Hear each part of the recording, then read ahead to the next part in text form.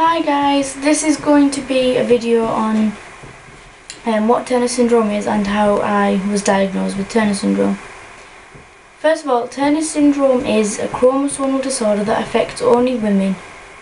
Around 1 in every 1,500 women will have Turner syndrome, and it is caused by when our X chromosomes are either damaged or parts of it are completely missing. In my case, you're supposed to have 2 X chromosomes in each cell. I have 1 in some and 3 in others, so that's my jumble. So yeah, that's how basically it's caused. It's when the cells are either damaged, mutated, or something like that. It can cause a lot of physical symptoms such as heart problems, narrowing of the valves, which can lead to surgery. We can have horseshoe kidneys, 2 kidneys that have actually fused together to create like a horseshoe shape.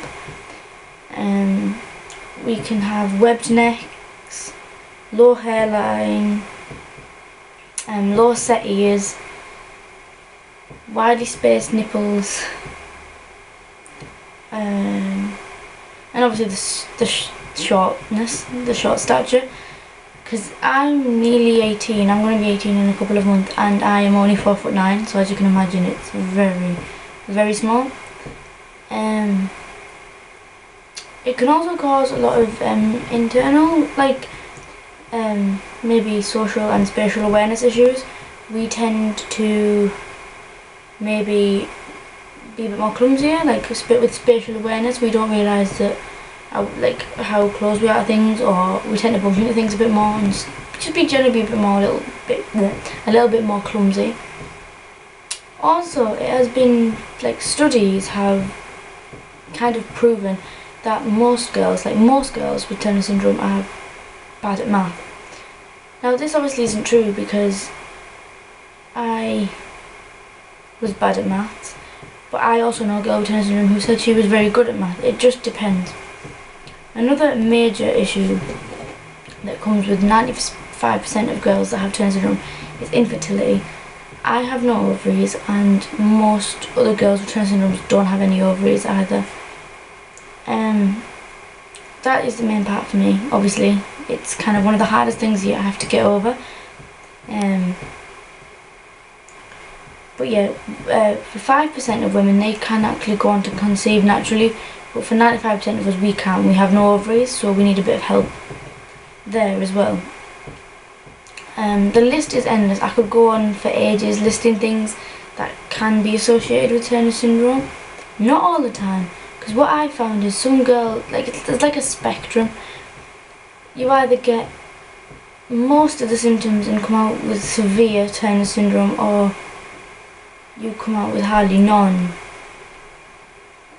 And you're not as severe as some of the other cases. Touch wood, I believe I'm lucky, I'm blessed, because I know some girls who have it a bit worse than me, that have maybe the heart problems and the kidney problems. Touch wood, I don't have any of them problems, them serious problems, and my heart goes out to anyone who does, because it must be like a big stress. Right, now I'm going to go into how I was diagnosed. I was diagnosed quite late for a girl with Turner syndrome. Usually it's diagnosed within the womb, or a few months after birth, when you start picking up symptoms. I was diagnosed when I was 14, and I had been going to the hospital for a good 2 years about my height and my lack of growth and puberty. And each time they either said I'd have a growth spurt, or it was because my mum's small. And one of them even referred me for physiotherapy on my feet, because apparently the arches in my feet were causing me not to grow. I have no idea, but anyway, I went to physiotherapy. I've been turned away. So basically nothing was working, and I got to about 14 and I still hadn't started my periods, but by this point we had given up. We just thought, well, if it happens, it happens.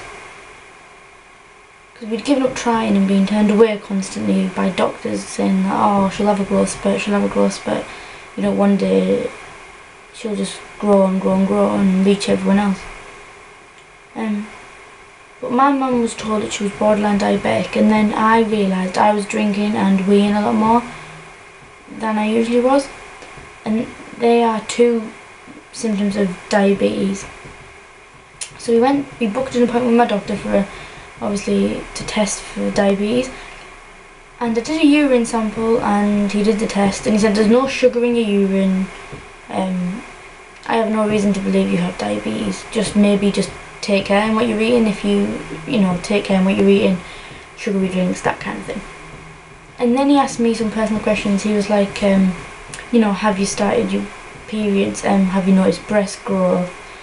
Have you noticed your hips widening? And, bodily hair and things like that. And I actually hadn't, I was a really I was 14 and I hadn't started my periods. My boobs were tiny, well, still are, but they were smaller than this. And